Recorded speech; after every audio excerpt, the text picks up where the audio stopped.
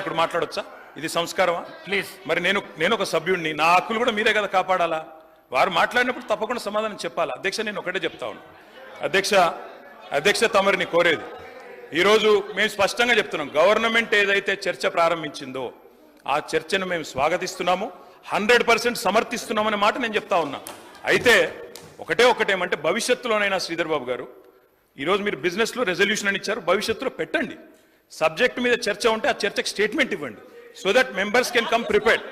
అది వదిలేస్తే, ఆ మీమాంస వదిలేస్తే, అధ్యక్ష ఇప్పుడే నేను చెప్పాను అధ్యక్ష, మేము సీరియస్ విషయం కాబట్టి రెజల్యూషన్ సరిగ్గా పెట్టమని చెప్తున్నా వెంకరెడ్డి గారు.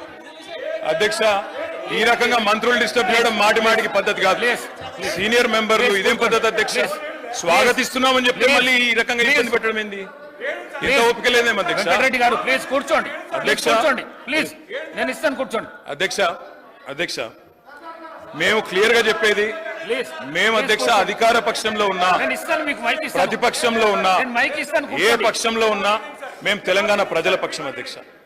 మేము ఈరోజు ఈ కాంగ్రెస్ ప్రభుత్వం ప్రవేశపెట్టిన ఈ చర్చను ఎందుకు సమర్థిస్తున్నాము, ఎందుకు స్వాగతిస్తున్నామంటే, తప్పకుండా రాష్ట్ర విశాల ప్రయోజనాల దృష్ట్యా, రాజకీయ ప్రయోజనాల కంటే కూడా రాష్ట్ర ప్రయోజనాలు ముఖ్యం కాబట్టి, తప్పకుండా రాష్ట్రంలోని ప్రజలకు న్యాయం జరగాలి కాబట్టి, నిన్న కేంద్ర బడ్జెట్లో అన్యాయం జరిగింది కాబట్టి తప్పకుండా ప్రభుత్వం ఈరోజు ఏదైతే చర్చను పెట్టిందో దాన్ని మేము సంపూర్ణంగా స్వాగతిస్తున్నామనే మాట మళ్ళొకసారి చెప్తా ఉన్నా అధ్యక్ష. ఇప్పటిదాకా శ్రీధర్ బాబు గారు మాట్లాడిన మాట, అక్కడ మేము 10 సంవత్సరాల నుండి మేము చెప్పింది అదే అధ్యక్ష, కొత్తదేమీ లేదు.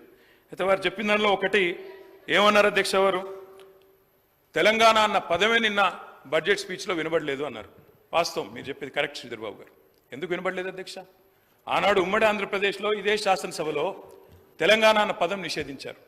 ఈరోజు అధ్యక్ష పార్లమెంట్లో తెలంగాణ అన్న పదం లేదు అంటే దానికి కారణం ఒక్కటే అధ్యక్ష, అక్కడ బీఆర్ఎస్ లేకపోవడమే కారణం తప్ప ఇంకోటి కానే కాదు. గులాబీ జెండా ఎగిరినాకనే తెలంగాణ ఇక్కడ మెయిన్ స్టే అయింది, అక్కడ కూడా ఉండేది అధ్యక్ష. ఈరోజు అక్కడ లేదు అధ్యక్ష. కేంద్ర బడ్జెట్ చూసినాక ఇలా తెలంగాణ ప్రజలు ఏమనుకుంటున్నారంటే అధ్యక్ష, చాలా స్పష్టంగా లెక్కలు తప్పినాయి అధ్యక్ష. లెక్కలు తప్పినాయి అధ్యక్ష. 8+8 మామూలు గణితం అయితే 16 అధ్యక్ష.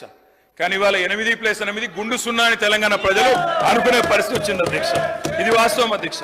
ఎందుకంటే తెలంగాణ గడ్డ మీద పుట్టిన ప్రతి బిడ్డకు కలిగిన భావన నిన్న కేంద్ర ప్రభుత్వ బడ్జెట్ చూసినాక ఈ 10 సంవత్సరాలు ఏదైతే అన్యాయం జరిగిందో అదే అన్యాయం కొనసాగింపుగా ముందుకు పోతా ఉంది అధ్యక్ష. కాకపోతే హాస్యాస్పదం ఏమంటే, మమ్మల్ని ఒక మాట అన్నారు అధ్యక్ష. ఏమన్నారు ముఖ్యమంత్రి గారు? ఏమన్నారు అధ్యక్ష? కేసీఆర్ గారు అనవసరంగా పంచాయతీ పెట్టుకున్నారు, ముఖ్యమంత్రిగా కేంద్ర ప్రభుత్వంతో పంచాయతీ పెట్టి కెలికి పంచాయతీలు పెట్టుకొని అనవసర బేసిజానికి వేయండి కాబట్టే 10 ఏళ్లలో ఏం కాలేదు, నేను అందుకే సఖ్యతతో ఉంటా అన్నారు. ఏమన్నారు అధ్యక్ష వారు? ఇక్కడ హైదరాబాద్లో ఒక మీటింగ్లో మోడీ గారు వస్తే ఏమని చెప్పినారు? మాది కేంద్ర ప్రభుత్వంతో ఇప్పటి నుంచి బంధాలు, అనుబంధాలు, సత్సంబంధాలు ఉంటాయి. మోడీ గారు పెద్దన్న లాంటి వారు, బడే బాయ్, నేను చోటే బాయ్ అన్నారు అధ్యక్ష. అన్నాదమ్ముల అనుబంధం మంచి అద్భుతమైన సినిమా పండించిన వేదిక మీద ముఖ్యమంత్రి గారు. మరి ఏమైంది అధ్యక్ష? ఈరోజు ఏం జరిగింది అధ్యక్ష?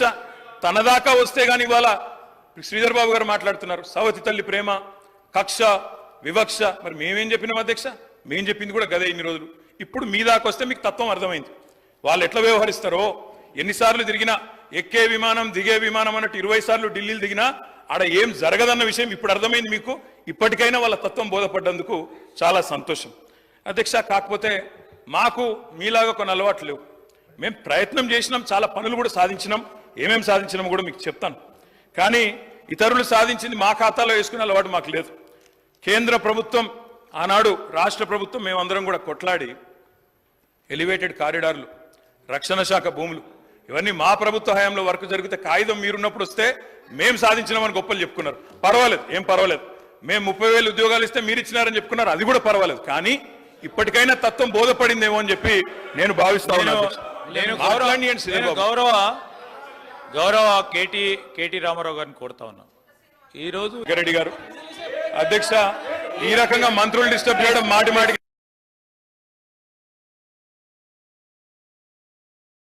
పద్ధతి కాదు. సీనియర్ విధులకు సంబంధించిన అంశం విషయంలో